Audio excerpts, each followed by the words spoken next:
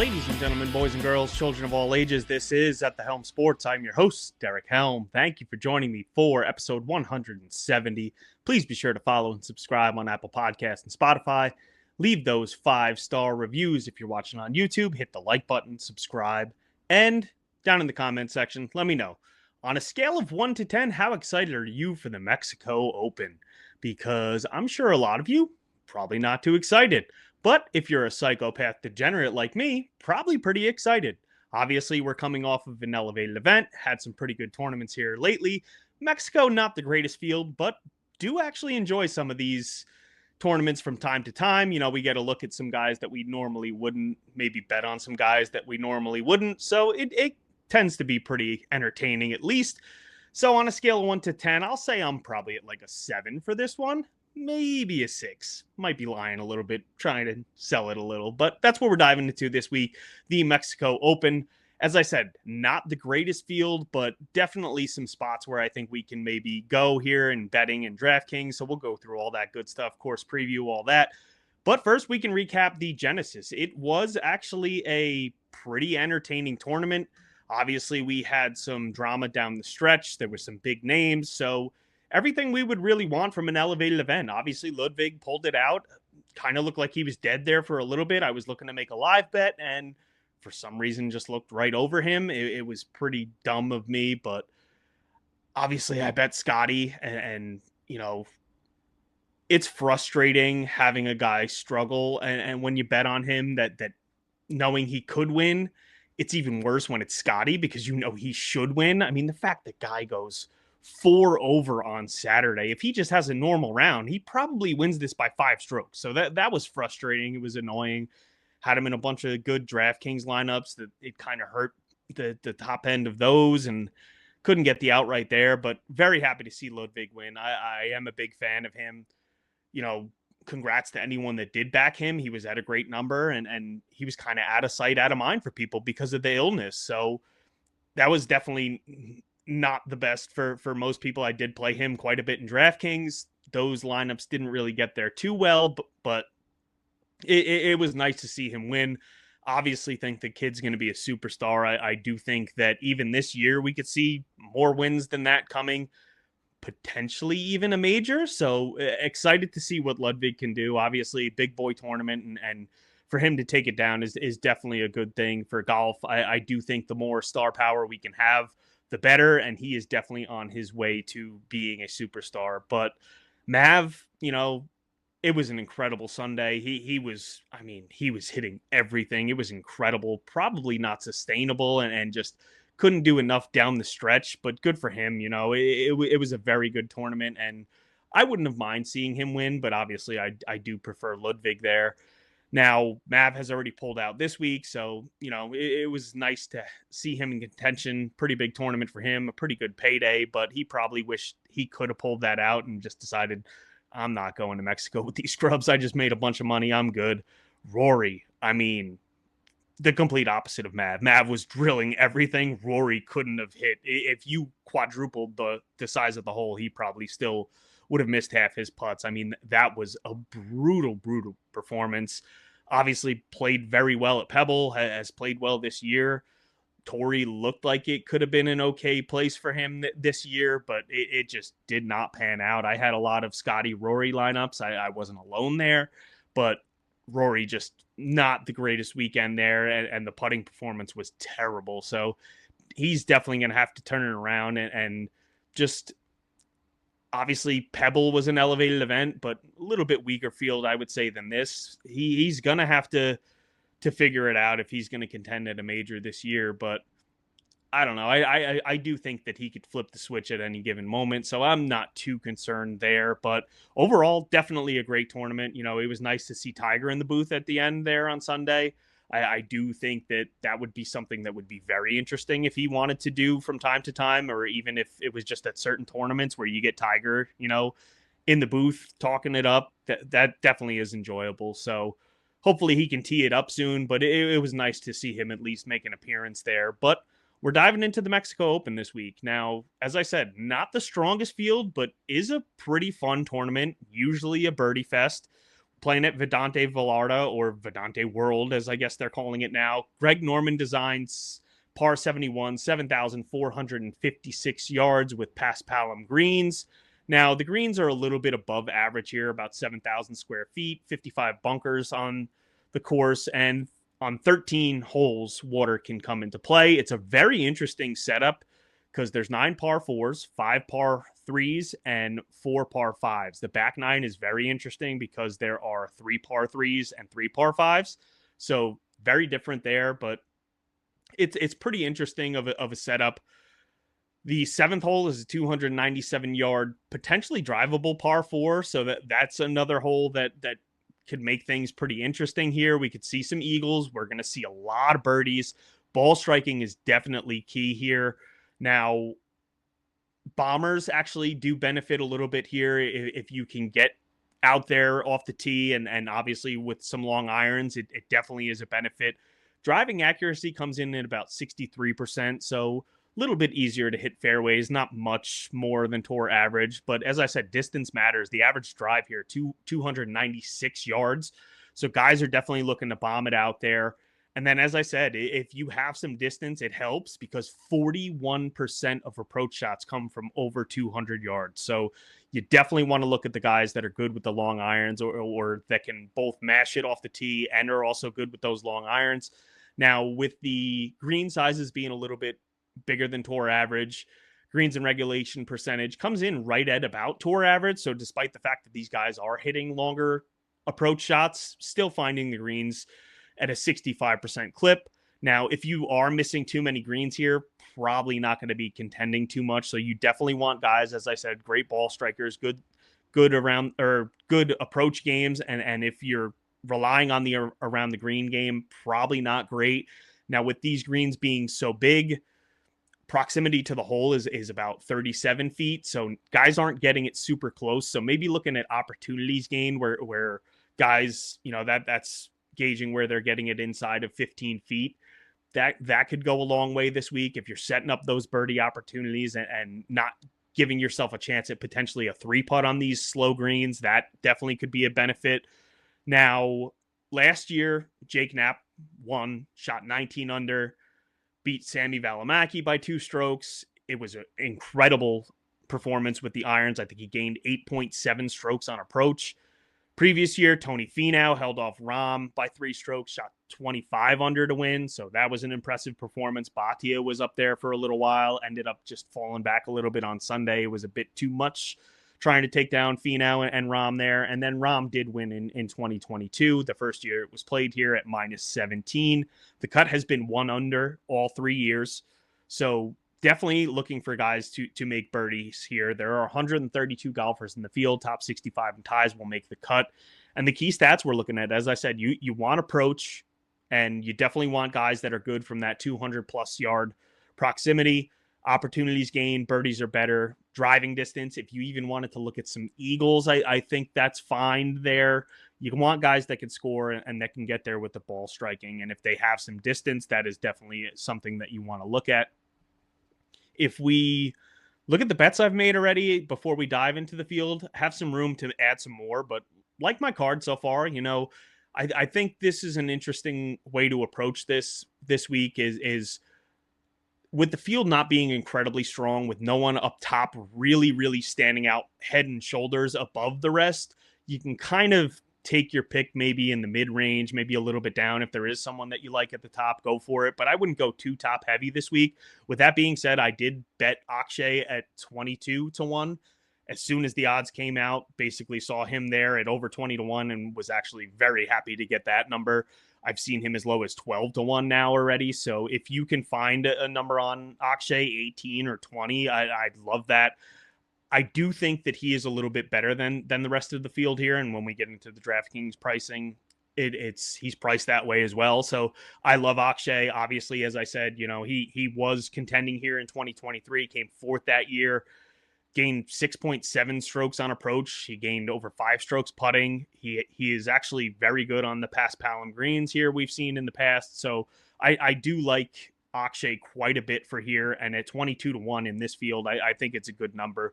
Then I took Knapp. He opened at 55. I kind of wish I took that number. That seemed very high. I got him at 40, but I kind of wanted to wait to see if I could get the each way on him.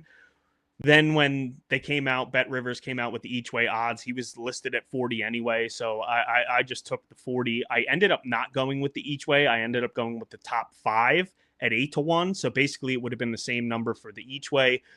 Willing to give up the one place with the top 5, including ties, at the same number because don't have to worry about a chop. So that's what I got for Nap. Then I took Thorbjornsen 66-1.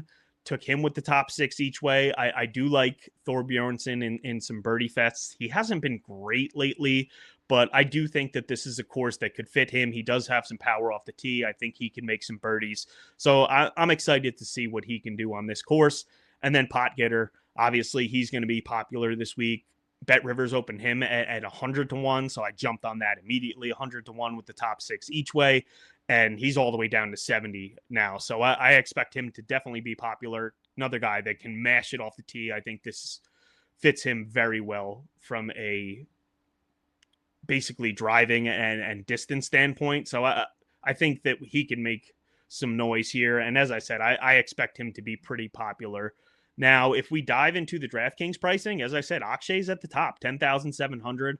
I'm fine going there. I want to see what the ownership's going to be up top here. Probably going Akshay no matter what. I mean, if he gets somewhere crazy like 40, 60%, maybe I consider just going with the outright, but I do like him as of now. Kurt Kitayama, I'm interested to see what people are going to do there. I could see them just skipping over him and going to Rasmus or Sam Stevens. And if that's the case, I probably will play some Kitayama at 10,200.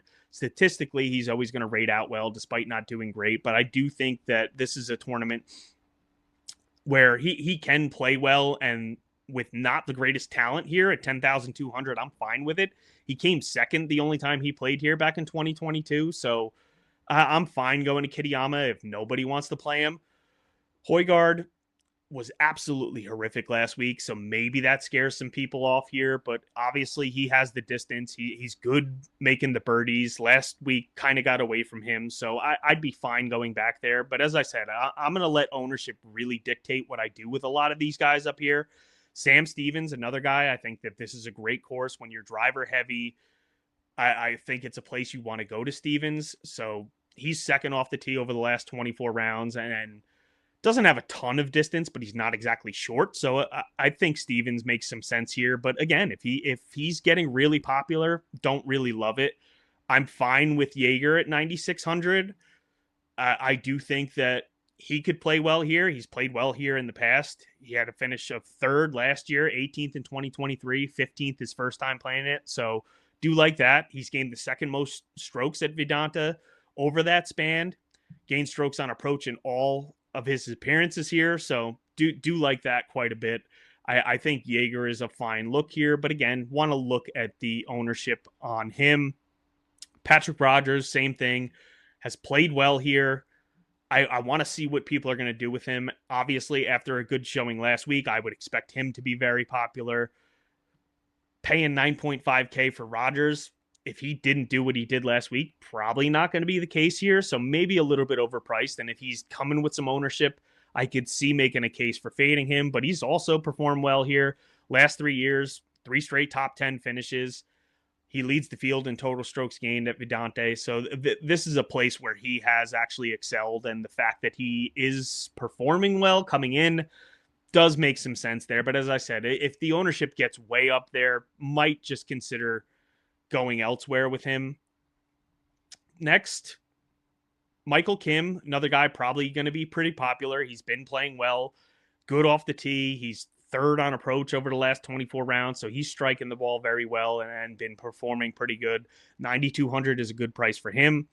Taylor Moore is a guy I don't know if a lot of people are going to go there first off the tee over the last 24 rounds. He's a guy that has a bit of distance, and he can make birdies. So I do like that. He's 6th in par 5 scoring over the last 24 rounds. So I like Taylor Moore quite a bit at 9,000. Willing to go to Kevin Yu. He's another guy that is good off the tee. He's good at generating opportunities for birdie, 25th in opportunities gained over the last 24 rounds. 13th in birdie or better, so do like that for him. Alex Smalley is another guy that rates out well. He's going to score some birdies for you. He's good on the par 5 scoring. He's actually 5th in the field from 200 plus yards. So those are all things, obviously, that we are looking for this week. Hasn't been great here the last 2 years, missed the cut, but did come 6th his first time playing in 2022. So has played well here in the past, just not the past 2 years. Jake Knapp, 8,600, I would expect to be incredibly popular. Obviously, he is the defending champ here and has been playing well. He has everything that you want for this course, and 8,600 is probably a little too low for him. You probably could have made him 9,600, and he probably still would be popular here. So I would keep an eye on that ownership, but as of right now, I do like him quite a bit. And then I'm going to play Nikolai Højgaard. I think regardless of ownership, I'm actually thinking about potentially even making a bet on him.